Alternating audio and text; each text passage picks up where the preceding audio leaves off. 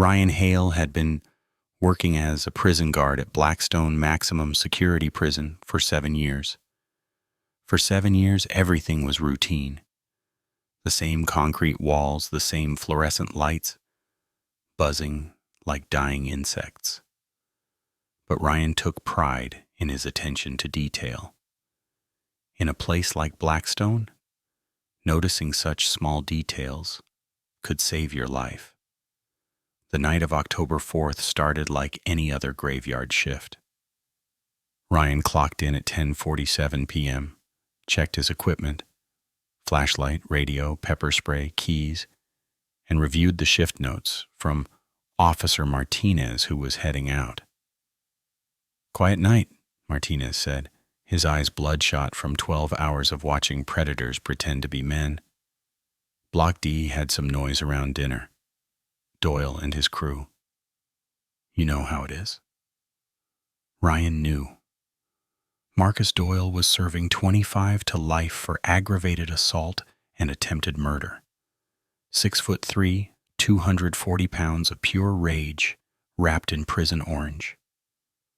He'd been at Blackstone for 4 years, and in that time, he'd accumulated 17 disciplinary infractions, 3 failed escape attempts, and a reputation that made even the hardest inmates give him space. "Doyle's in D17, right?" Ryan asked, signing the logbook. "Yeah. Keep an eye on him. He's been too quiet lately. That's when they're planning something." Ryan nodded. Martinez was right.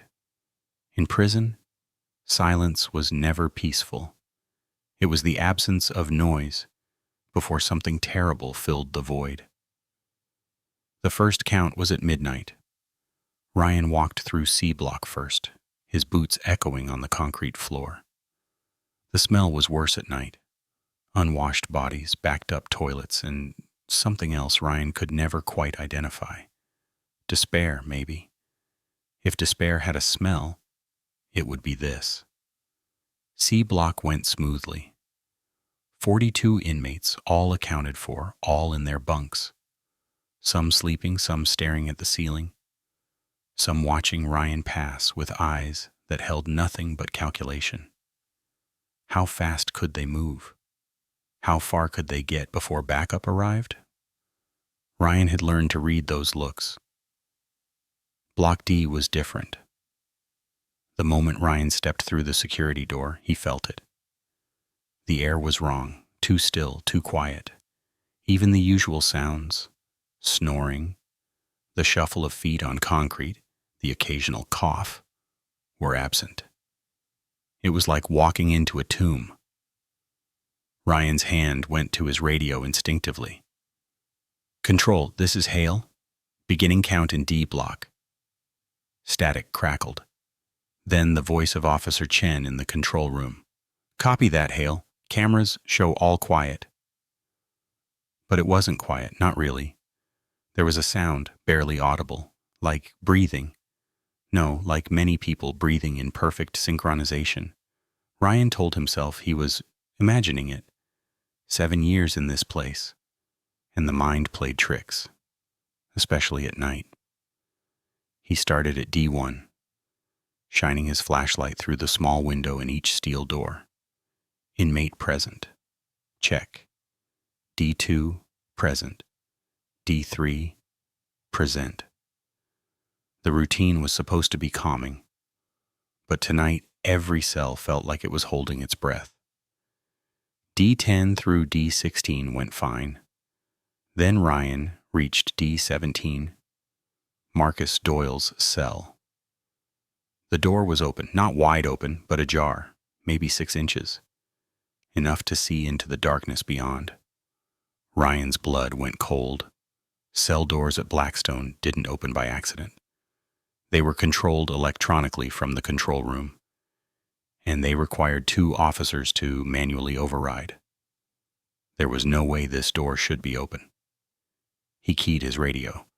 "Control, I've got an open cell door in D block. D17, Doyle's cell." A pause. Too long. "Say again, Hale?" Cameras show that door is secured. Ryan looked at the door. It was definitely open. He could see the gap, could see the dim light from the corridor spilling into the cell. Negative, Control. I'm looking at it right now. Door is open approximately 6 inches. Stand by. Ryan stood there, his hand moving from the radio to the pepper spray on his belt. His flashlight beam cut through the gap in the door, illuminating the cell beyond. The bunk was empty. The toilet, the small desk, the walls, all visible, all empty. Marcus Doyle was gone. Hale, we're showing no alerts on that door. Electronic log says it hasn't been opened since count at 6 p.m. Then your logs are wrong, Ryan said, his voice tighter than he wanted it to be. I need backup in D block, now. He should have waited. Protocol said wait for backup, don't enter an open cell alone, don't put yourself at risk. But Ryan had 7 years of training overriding common sense. 7 years of believing the walls and doors and procedures would keep him safe. He pushed the door open wider. The cell was definitely empty, but it had been occupied recently. The bunk's thin mattress was rumpled. The pillow showed an indentation. On the small metal desk, a cup of water sat half full, small ripples still moving across its surface. Someone had been here minutes ago, maybe seconds, but it was the walls that made Ryan's skin crawl. Someone had been scratching marks into the concrete, tallies maybe, or some kind of code. The marks were fresh. Ryan could see the white powder of pulverized concrete on the floor beneath them. And they formed a pattern. Not random scratches, but deliberate lines that looked almost like a map, or coordinates, or something else his mind couldn't quite process. Hale, backup is on the way. Exit the cell and secure the area. Ryan stepped back, but his flashlight caught something else. On the floor, near the toilet, there were dark stains. Wet. Recent. He knelt down, his training telling him not to touch, not to contaminate potential evidence. But he had to know it was blood. Not a lot, but enough. Droplets leading from the bunk to the door like someone had been bleeding as they walked out, or had been dragged. Footsteps echoed from down the corridor. Heavy, rapid. Backup was arriving. Ryan stood up, his heart pounding harder than it should. He'd seen violence before. Had broken up fights that left the floors slick with blood. This was different. This was wrong, in a way he couldn't articulate. Officer Williams arrived first, a mountain of a man who'd been at Blackstone for 15 years. He looked at the open door, at Ryan's face, and his expression hardened. "Where's Doyle?" "Gone," Ryan said. "Door was open when I got here. Control says their logs show it never opened." Williams keyed his own radio. "Control, this is Williams. Initiate a facility-wide lockdown. We have a missing inmate in D block. I repeat, missing inmate. Marcus Doyle is unaccounted for." The response was immediate. Alarms began to wail, a sound that Ryan had heard in drills but never in reality. Red lights flashed in the corridors. Throughout the prison, steel doors slammed shut, sealing each block. Somewhere in the distance, Ryan could hear shouting. Inmates waking to the alarm, their voices rising in a chorus of confusion and excitement. More officers arrived. Officer Patterson, Officer Hughes, Officer Reeves. Within 5 minutes, there were 8 correctional officers in D block, all staring at the empty cell like it was a magic trick they couldn't figure out. Warden Miller showed up at 12:47 a.m., his face the color of old concrete. He looked at the open door, looked at Ryan, and his jaw tightened. "Tell me exactly what you saw." Ryan walked him through it. The silent block, the open door, the empty cell, the blood. Miller listened without interrupting, his eyes moving from the cell to the officers to the cameras mounted in the ceiling. "The cameras," Miller said. "Show me the footage." They went to the control room, a cramped space filled with monitors showing every angle of every block. Officer Chen sat at the console, his fingers flying over the keyboard as he pulled up the footage from D block. They watched the recording from 11:50 p.m. onward. The camera showed the corridor outside D17 clearly. At 11:58, Ryan appeared on screen, walking toward the cell. At 12:02, he reached the door and stopped. But on the recording, the door was closed. Fully closed. Ryan appeared to stand there for several seconds, staring at a shut door before he keyed his radio and reported it open. "That's not what happened," Ryan said, his voice sharp. "I'm telling you, that door was open." Miller held up a hand. "Keep watching." On screen, Ryan appeared to push against the closed door. It didn't move. He stood there for another moment, then backed away. The timestamp showed 12:04 when backup arrived. But Ryan remembered differently. He remembered the door opening, remembered stepping inside, seeing the empty bunk, the marks on the walls, the blood. "Rewind it," Miller ordered. "Show me from 6 p.m. onward, double speed." Chen complied. The footage showed Marcus Doyle returning to his cell after dinner at 6:14 p.m. The door closed behind him. Then nothing. For hours, nothing. The door never opened.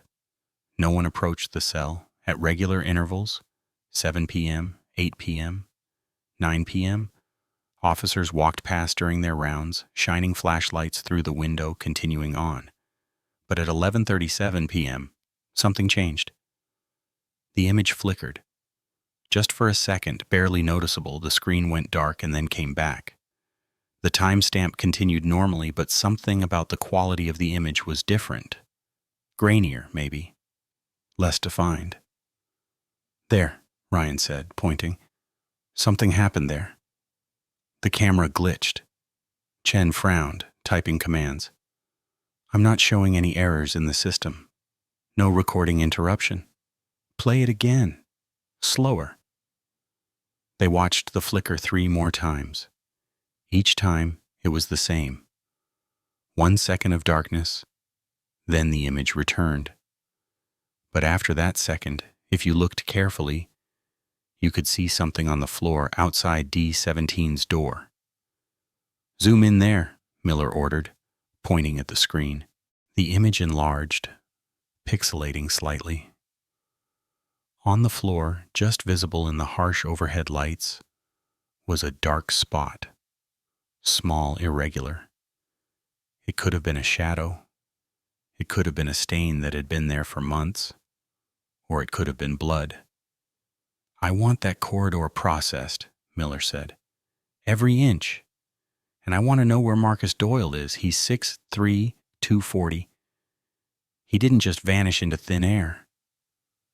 But as Ryan stood there watching the footage loop again and again, he couldn't shake the feeling that yes, maybe he had. Maybe Marcus Doyle had found a way to walk through locked doors, to move through the prison like smoke, invisible to cameras and officers alike. Or maybe something had taken him. The search began at 1:15 a.m. Every cell in D block was opened and inspected. Every inmate was accounted for, roused from sleep or pretend sleep, counted and recounted. The corridors were walked, the storage rooms checked, the shower facilities searched. No sign of Marcus Doyle. They expanded the search to C block, then B block, then A block. The kitchen, the laundry, the workshop, the yard. By 3:30 a.m., They'd searched every accessible space in Blackstone Maximum Security Prison. Marcus Doyle was nowhere. Ryan was ordered to write a detailed incident report while the search continued. He sat in the break room, the fluorescent lights making his eyes ache, and tried to put into words what he'd seen.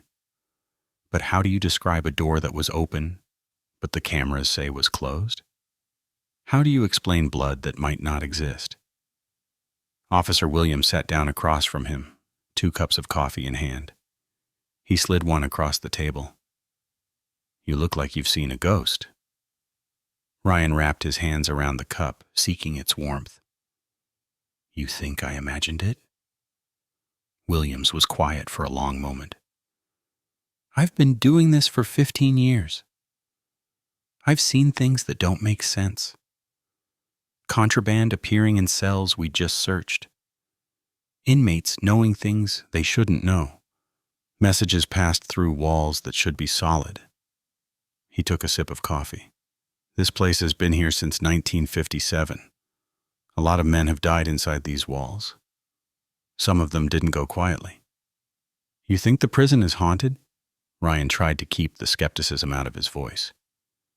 "I think there are things that happen here that can't be explained by security protocols and electronic locks." Williams leaned back. "You know about Block E, right?" Ryan shook his head. "It's sealed off now, has been since the 80s. There was an incident. Guards found 3 inmates dead in their cells. Doors locked from the outside. No signs of violence, they just stopped living. After that, other inmates in that block started reporting things. Voices in the walls. Shadows moving when no one was there. Finally, they evacuated the whole block and sealed it off. It's still there, just on the other side of D block, behind a concrete wall." Ryan thought about the marks on Marcus Doyle's cell wall, the pattern he'd seen in the scratches. What if Doyle found a way into Block E?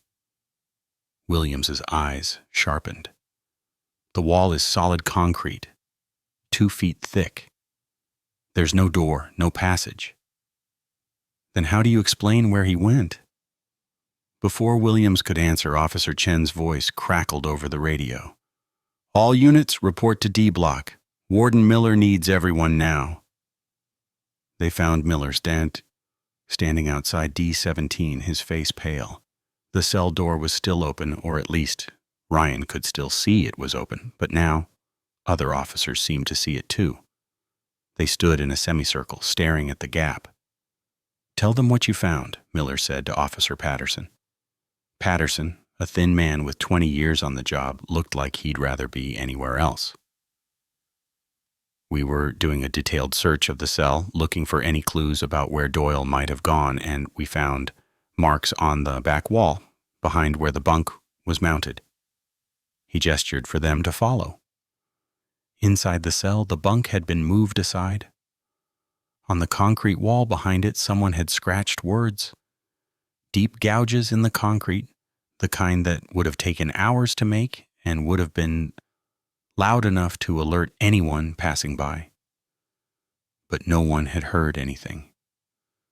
The word said, "The door opens at midnight. They came for me. Now they're coming for you."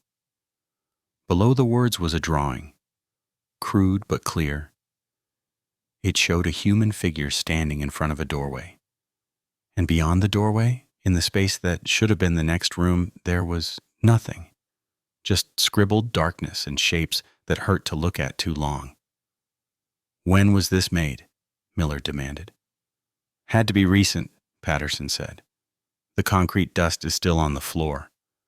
But that would have taken hours of work. Constant scraping. We do rounds every hour. Someone should have heard it." Ryan looked at the drawing again, the shapes in the darkness beyond the door. They looked almost like people, but wrong. Too tall, too thin, with too many limbs. Officer Reeves, who'd been quiet until now, spoke up. "Warden, we need to talk about the blood." Miller turned. "What about it?" "We tested it. It's human blood, type AB negative. That's Doyle's blood type according to medical records, but here's the thing, there's not enough of it. What do you mean? I mean, if Doyle was injured enough to leave a blood trail, there should be more, a lot more. This is just droplets, like someone pricked his finger. But the pattern... Reeves pulled out his phone, showing photos of the blood spatter. The pattern suggests he was dragged. You can see the drag marks in the blood, but that doesn't make sense with the amount of blood present. Miller stared at the photo. So someone took him. Someone or something injured him, dragged him out of this cell through a locked door that cameras say never opened. No one answered, because saying it out loud made it real, made it something they couldn't explain away with logic and procedure. Ryan's radio crackled. Officer Chen's voice tight with stress. "Warden, you need to see this. Camera room, now." They crowded into the small control room. Chen had pulled up footage from multiple cameras, all showing different angles of D block. He'd synchronized them to 11:37 p.m., the moment of the flicker. "Watch all the screens at once," he said. The footage played. At exactly 11:37 and 42 seconds, every camera in D block went dark simultaneously. 1 second of pure black across all feeds. Then they came back. But after they came back, if you looked carefully at the synchronized footage, you could see something. On the camera at the end of D block's corridor, farthest from D17, there was a shadow. Tall, impossibly tall, hunched over to fit in the 8-foot-high corridor. It moved quickly, flowing rather than walking, heading toward D17. On the camera covering the middle of the corridor, the shadow passed through the frame. And as it did, the temperature sensor mounted on the same wall showed a sudden drop from 72 degrees to 41 degrees in the span of 2 seconds, then back to normal after the shadow passed. On the camera, directly outside D17, the shadow stopped. The cell door was visible in the frame, clearly closed. But the shadow reached out, or something that might have been an arm reached out, and the door opened. Not electronically, not with a key. It simply swung inward as if the lock had ceased to exist. The shadow entered the cell. For 4 seconds, nothing. Then the shadow emerged, dragging something. The camera angle was wrong, and the image quality was poor. But it looked like the shadow was dragging a human figure. They watched as the shadow, still dragging its burden, moved back down the corridor toward the far end of D block, toward the sealed wall that separated D block from the abandoned Block E. At 11:38 and 10 seconds, all cameras flickered again. When they came back, the shadow was gone. The room was silent except for the hum of electronic equipment. Finally, Miller spoke. "This footage is classified. No one speaks about this outside this room. As far as anyone knows, Marcus Doyle escaped through unknown means and is currently at large. We continue the search." "Warden," Ryan said carefully, "that thing on the cameras. What if it comes back? What if there are other inmates in D block at once?" Miller's face was like stone. "Then we evacuate D block and seal it off. Same as we did with E block. But first I want to know what the hell that thing was and where it took Doyle." Officer Williams cleared his throat. "Sir, if I may, the old maintenance tunnels run between all the blocks.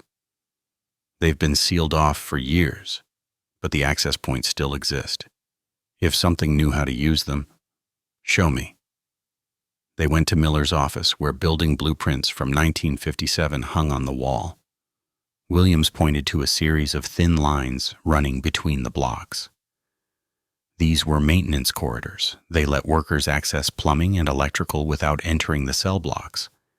After the riot in 73, they were sealed off with concrete barriers. But the corridors themselves still exist, empty space behind the walls.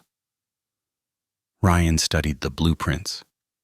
The corridor running behind D block connected directly to E block. If something had access to those tunnels, it could move through the prison unseen. "We need to check those barriers," Miller said. "See if any have been compromised." But Ryan was looking at something else on the blueprint. A notation in the margin, handwritten in faded ink. "Block E, sealed by order of the governor. November 1984. Do not enter under any circumstances." "What happened in 84? Ryan asked. Miller's expression darkened. "Before my time. But I've read the reports. 3 inmates died, like Williams said. But there were other incidents leading up to it. Guards reported hearing voices, seeing things. One guard had a complete breakdown, claimed the walls were bleeding. They brought in investigators, even some kind of specialist from a university. Whatever they found, it was bad enough to seal the entire block." "And Doyle's cell is right against that block," Patterson said quietly. The implications hung in the air like smoke. At 4:15 a.m., an emergency crew was assembled. Sick officers, all volunteers, all armed with more than the standard pepper spray. They had flashlights, crowbars, and one thing that wasn't standard issue at all. Officer Williams had brought his grandfather's cross, silver and old, and he wore it outside his uniform. Their mission: inspect the barrier wall between D block and E block, looking for any breach. Ryan was part of the crew. He didn't want to be, but he also couldn't let it go. He'd seen that door open, had seen the marks on the wall, had felt the wrongness in the air. He needed to know. The barrier wall was located in a maintenance closet at the end of D block. The closet had been locked, the key kept in the warden's office. When they opened it, the smell that emerged made them all step back. Not decay exactly, but something old and sick. The smell of sealed places, of air that hadn't moved in decades. The closet was small, barely 6 feet across.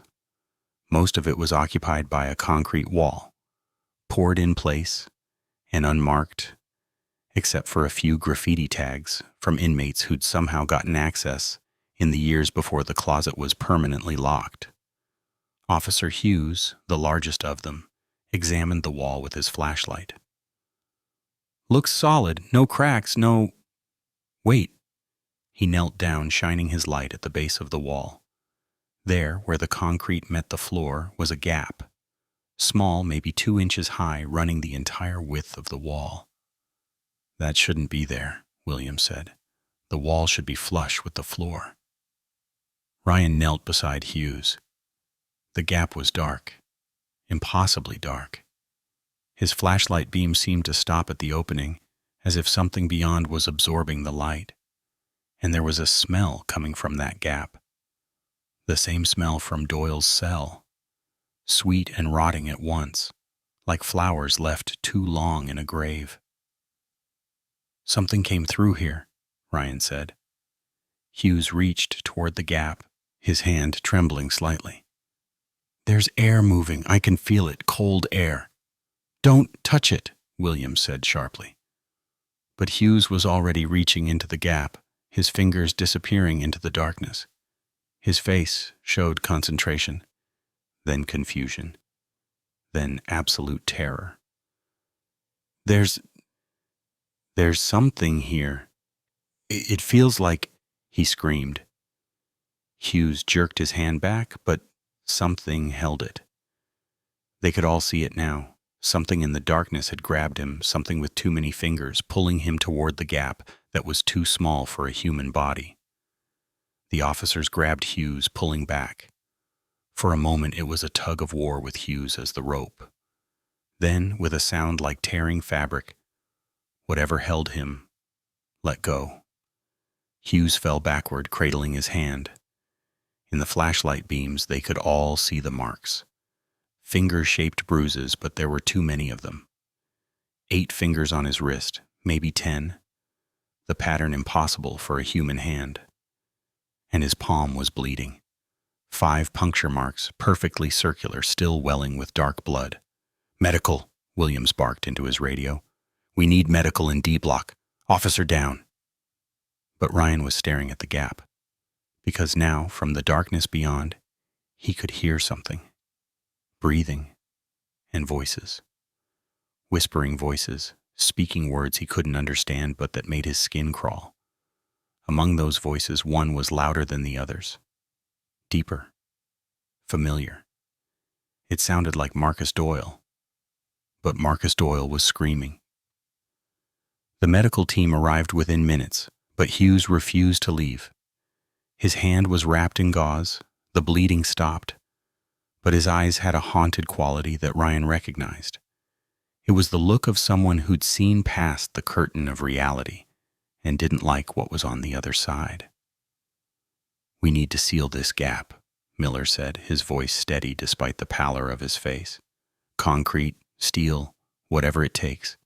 Nothing gets through. Nothing gets out." But Williams was shaking his head, his hand gripping the silver cross around his neck.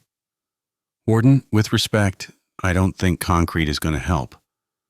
Whatever that thing was, it already got through 2 feet of solid wall. A few more inches won't stop it." "Then what do you suggest?"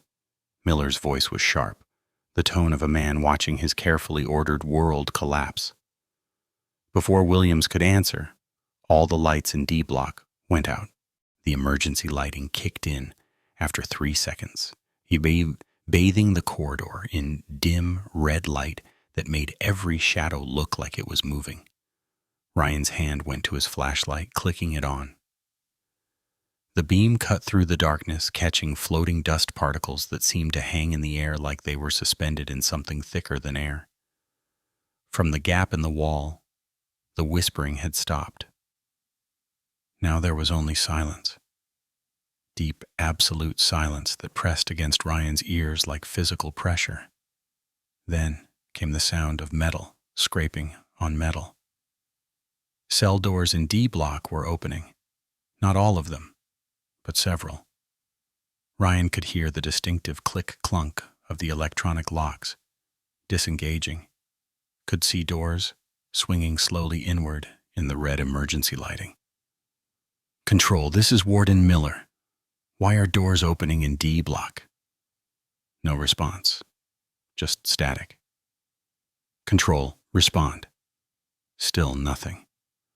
Officer Patterson ran toward the security door that separated D block from the main corridor.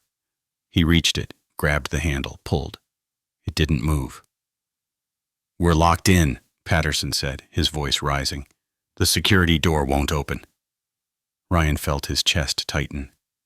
They were sealed in D block with opening cell doors and something in the walls that could grab people with impossible hands. "Everyone. Defensive formation," Williams ordered, his 15 years of experience taking over. "Backs to the barrier wall, eyes on the cells. If anything comes out, we respond with overwhelming force." The 6 officers formed a semicircle facing the corridor of cells. In the red emergency lighting, the open cell doors looked like mouths, dark and waiting. For a long moment, nothing happened.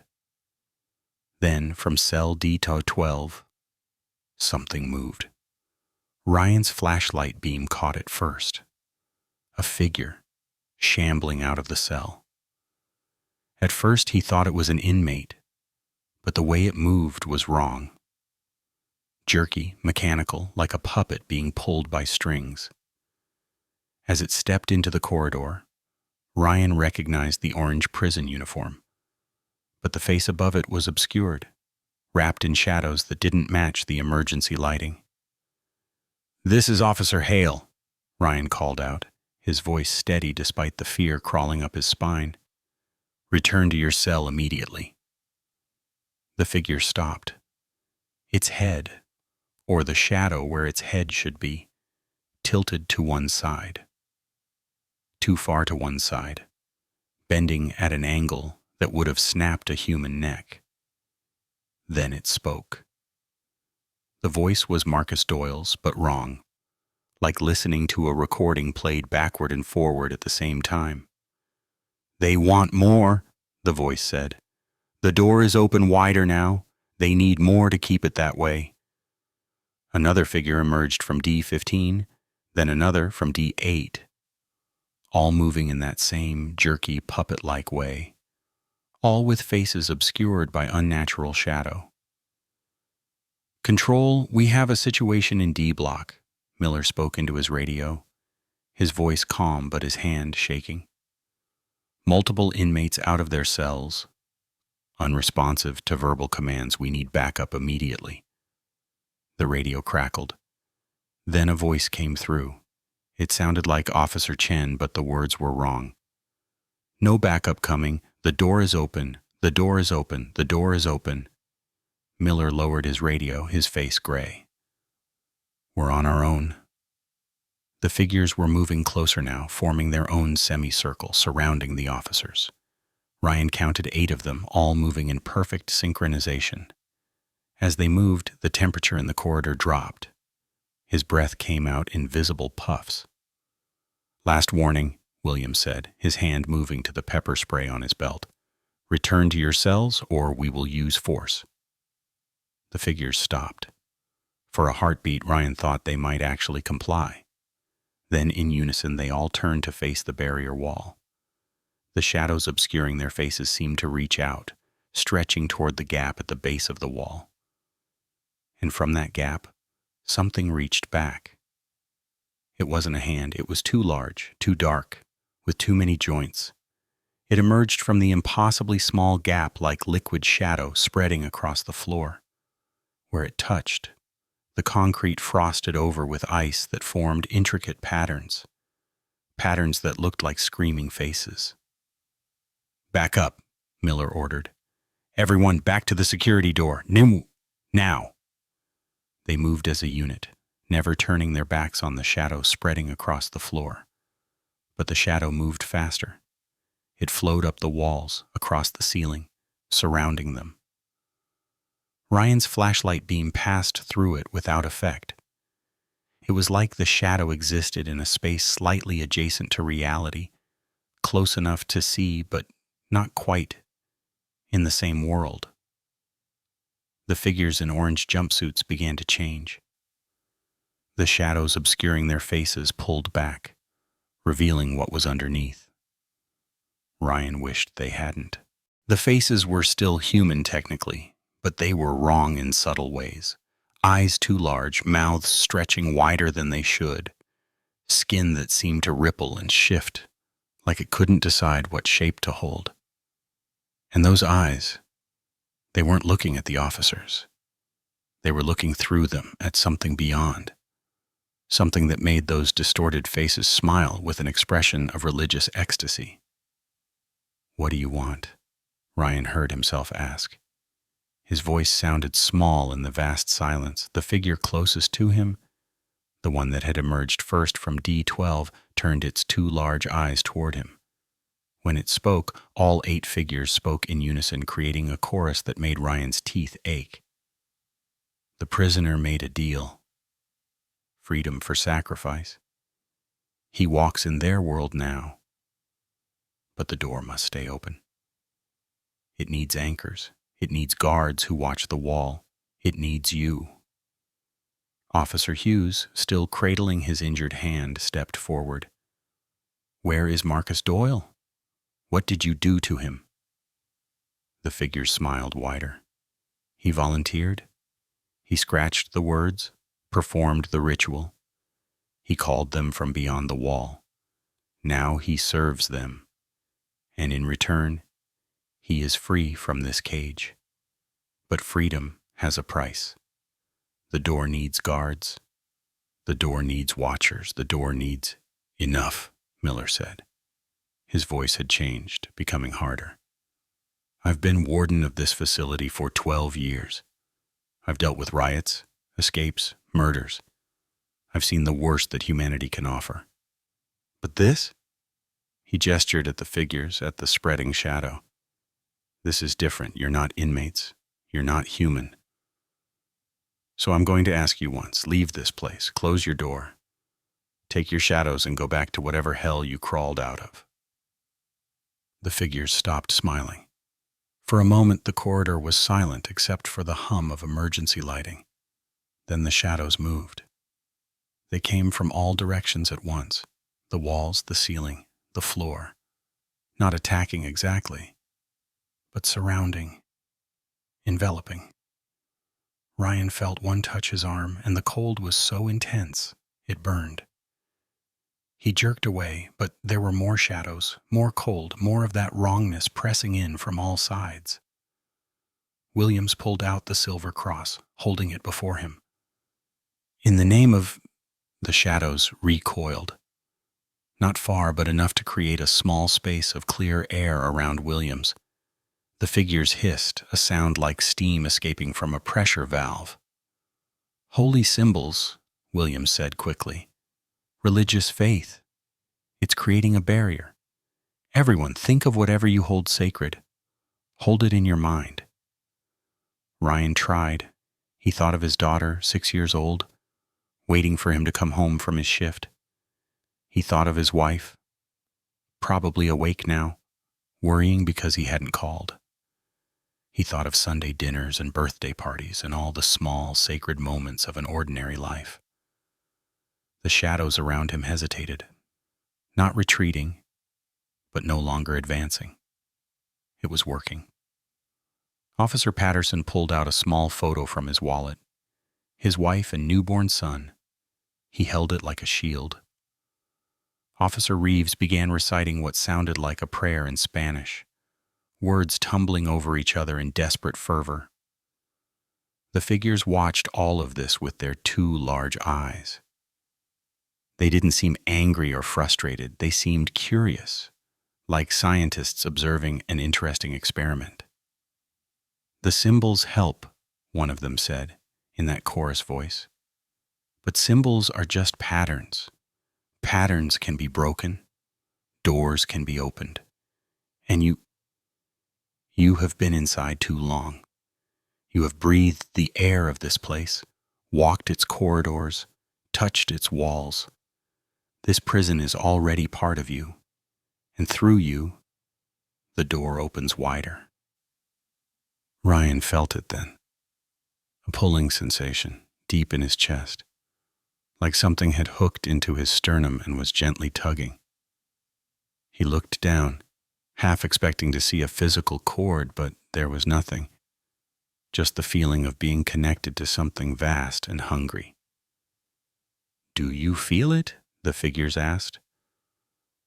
"The door recognizes you now. You are marked. You are bound. In time, you will serve as anchors, just as the prisoner did. You will hold the door open with your very existence." "No," Hughes said, his voice breaking. "No, I won't. I won't be part of this." He turned and ran toward the security door, his injured hand forgotten. He reached it, pulled at the handle with desperate strength. The door remained locked. The figures tilted their heads in unison, watching Hughes's futile struggle. "There is no escape. The door you seek is closed. The door we offer is open. Choose." "We're not choosing anything," Miller said. He'd pulled out his service weapon, though Ryan knew it would be useless against shadows. "Officer Patterson, the radio, keep trying control. Someone in this facility must be able to hear us." Patterson nodded, his hands shaking as he worked his radio. "Control, this is D-Block team. Emergency situation. We need immediate assistance. The security door is malfunctioning, and we have multiple inmates out of their cells, exhibiting abnormal behavior." Static. Then, faintly, a voice. Not Chen this time. Someone else. "Patterson, is that you? Where have you been? We've been trying to reach you for 20 minutes. Your radios went dead." 20 minutes? Miller checked his watch. According to the time, only 5 minutes had passed since the lights went out. "Control, we've been calling for help for less than 10 minutes. Negative, Warden. It's been 23 minutes since you entered the maintenance closet. We've had full crews trying to breach the security door from our side. It won't open. It's like the lock has fused shut.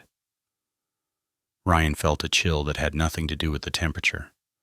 Time was moving differently in D block. 20 minutes outside was 5 minutes inside, or vice versa. Either way, it meant they were no longer fully in their own reality. The figures seemed pleased. Their smiles widened further. Time is different in the spaces between. The longer you stay, the less you belong to your world. Already you are changing. Already you are becoming doors. Officer Reeves stopped his prayers. What if we destroy the gap? Blast it with explosives? Collapse the whole wall? The gap is not the door, the figures said. The gap is just where you can see it. The door exists in other places, in every shadow, every corner, every space you cannot quite see. The door is everywhere and nowhere. The door is you. Williams was still holding his cross, but his arm was getting tired. There has to be a way to close it. Everything that opens can close. Everything that enters can leave.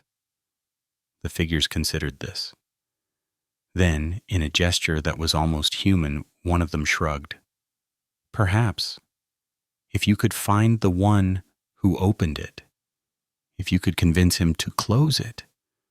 But he is beyond the wall now. He walks in their world and he is changing, becoming what he must become to survive there. Marcus Doyle, Ryan said. He's still alive? Alive is not the right word. He exists, he serves. He has become necessary to the functioning of the door. His sacrifice keeps it open. His suffering gives it strength. Miller's weapon was still raised, though his hand had stopped shaking. His face had the expression of a man making a terrible calculation. If we could reach him, if we could bring him back, would that close the door? The figures tilted their heads again, that same unsettling motion. She would walk into their world, across the threshold, through the door that should not be opened. If that's what it takes. The figures looked at each other, or seemed to. It was hard to tell with those eyes that looked through everything. Then they spoke again, and this time their voice held something that might have been amusement. The warden offers himself as a key. How delightful. How unexpected. Yes, if you cross through, if you find the sacrifice, if you can bring him back, before he becomes fully transformed, perhaps the door would close, perhaps. But, they continued, you would have to cross, you would have to walk in their world, breathe their air, see their shapes, and that world changes those who enter it. You might bring back the sacrifice, you might close the door, but you would not return unchanged. Some parts of you would stay there. Forever. Miller holstered his weapon. I've been running this prison for 12 years. Every inmate who's died, every guard who's been injured, every failure of the system, it's all been on my watch. If I can end this by walking through that door and dragging Doyle back, then that's what I'll do. Warden, no, Williams protested. We don't know what's on the other side. This could be a trap. It's definitely a trap, Miller said with a grim smile. But it's also the only option we have. If we stay here, time keeps slipping. Eventually we'll be more there than here. But if I go through, bring Doyle back, maybe the rest of you can get out. Ryan found himself speaking before he could think about it. I'm going with you. Officer Hale. I saw the door open first. I saw Doyle's cell. Maybe that means something. Maybe I'm already marked, like they said. Either way, you're not going alone. Miller studied Ryan's face for a long moment. Then he nodded. Anyone else? Williams stepped forward. Someone needs to make sure you two don't do anything stupid. Hughes raised his bandaged hand. It already touched me. I'm already marked. Might as well finish it. Patterson and Reeves exchanged glances, then Patterson shook his head. Someone needs to stay here and keep trying to reach control. Keep the connection to the real world open. Besides, I have a wife and kid. I can't risk not coming back. No shame in that, Miller said. Reeves? I'll stay too, Warden. Someone needs to witness what happens. Make sure the truth gets out if it comes to that. The figures watched this exchange with those two large eyes. When the decision was made, they gestured toward the barrier wall. The shadow spreading across the floor pulled back, creating a clear path to the maintenance closet. The door is ready, the door is waiting. Step through the gap and you will find yourselves in the spaces between. Find the sacrifice. Bring him back. Close the door. Simple. Nothing about this is simple, Williams muttered. They walked to the maintenance closet. The gap at the base of the barrier wall had grown. Not much. It was still only about 4 inches high.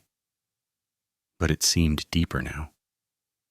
Looking into it, Ryan couldn't see concrete or dirt or the other side of the wall.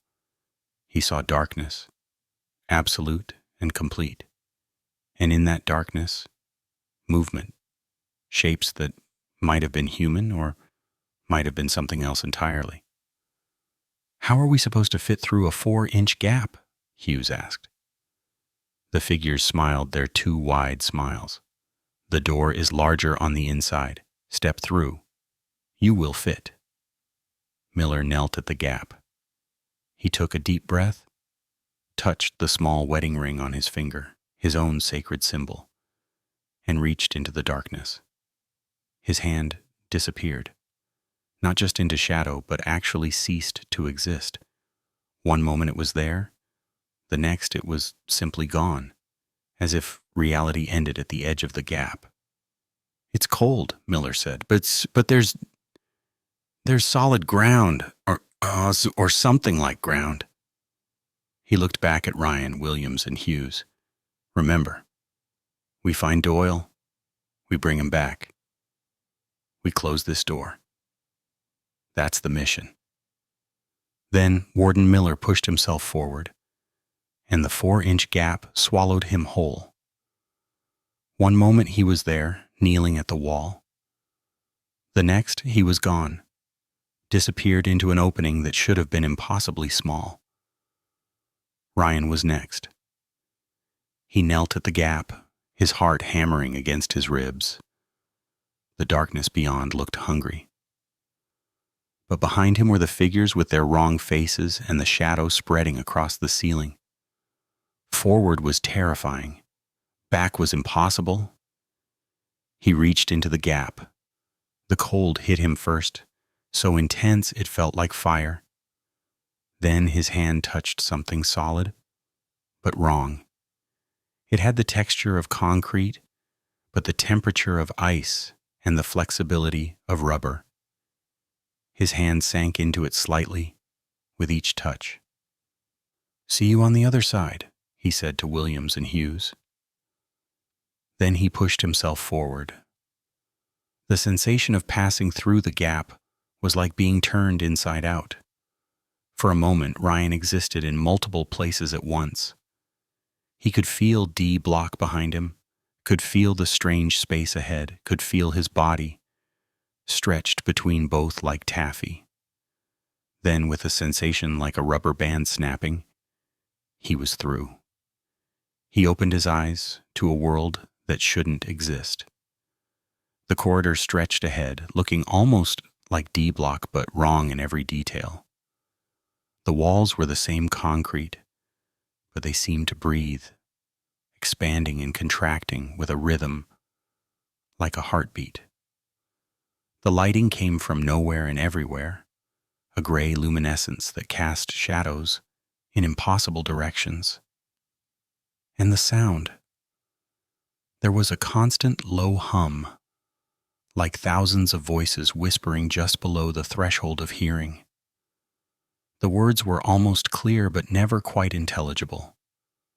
Warden Miller stood a few feet ahead, his face slack with shock. "My God," he whispered. "What is this place?" Before Ryan could answer, Williams came through the gap, followed quickly by Hughes. They both had the same expression of horrified wonder. "This is wrong," Williams said, clutching his cross so hard his knuckles were white. "This is so wrong."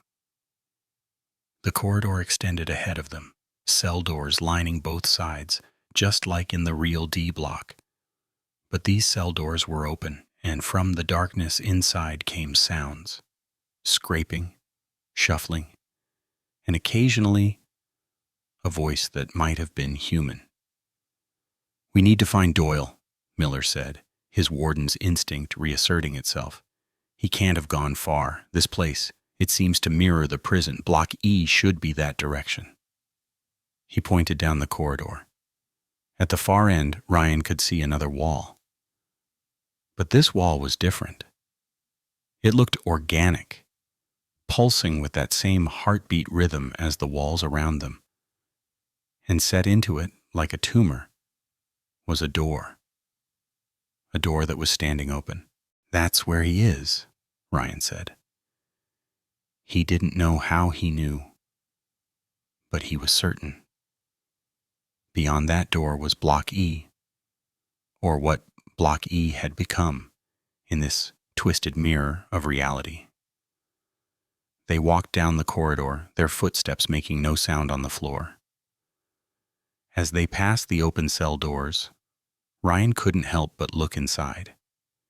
Each cell contained something. Shapes that might have been human once, but had changed. Some were stretched, pulled tall and thin like taffy. Others were compressed, folded in on themselves in geometries that hurt to look at. All of them were moving, slowly, writhing in the darkness of their cells. "Don't look too long," Williams advised. "Don't let them see you looking. In places like this, attention has weight. Attention can trap you." They reached the door. Up close, Ryan could see it was made of something that looked like bone, but wasn't quite solid. It pulsed with that heartbeat rhythm, and the surface was warm to the touch.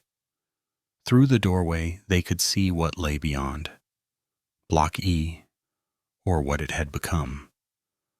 The corridor of Block E stretched into darkness that seemed to have no end. The walls were covered in something that looked like ivy but moved on its own, writhing and reaching. The cell doors were gone entirely, replaced by gaping openings that breathed. And hanging from the ceiling, suspended by threads of shadow, were cocoons. Dozens of them. Hundreds.